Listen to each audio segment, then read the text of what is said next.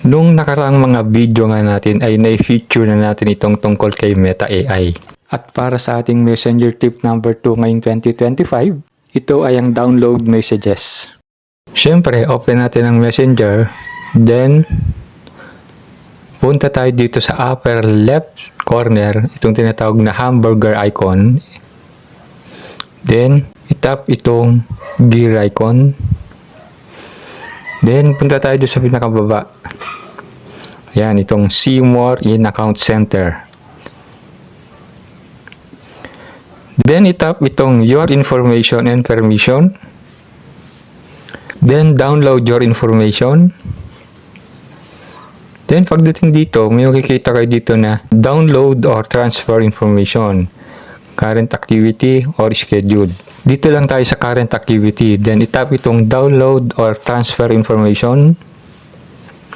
Yun. Then, syempre, piliin natin itong account natin. Itong tap natin yan. Then, click next.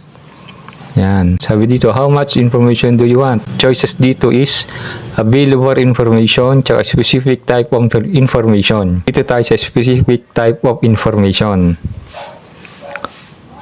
Dito sa specific type of information, meron ka pang mga choices na pwede mong itap o piliin.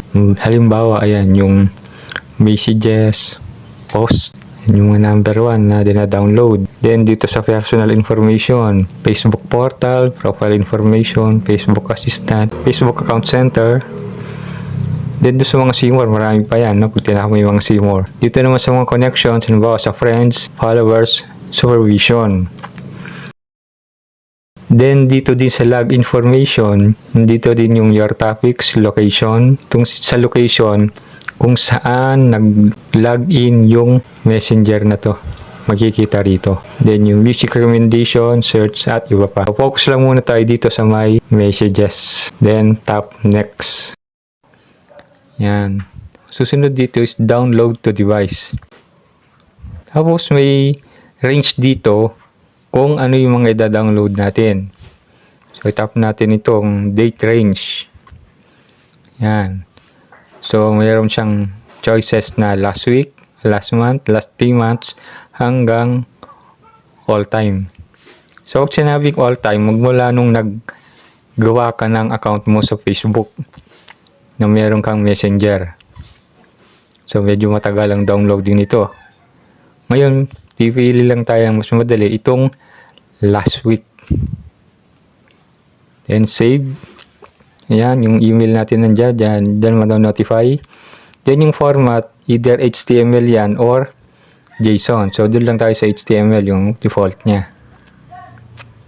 Then, sa video quality, may choices din yan na high, medium, or low. So, doon lang tayo din sa default medium. Then, create files.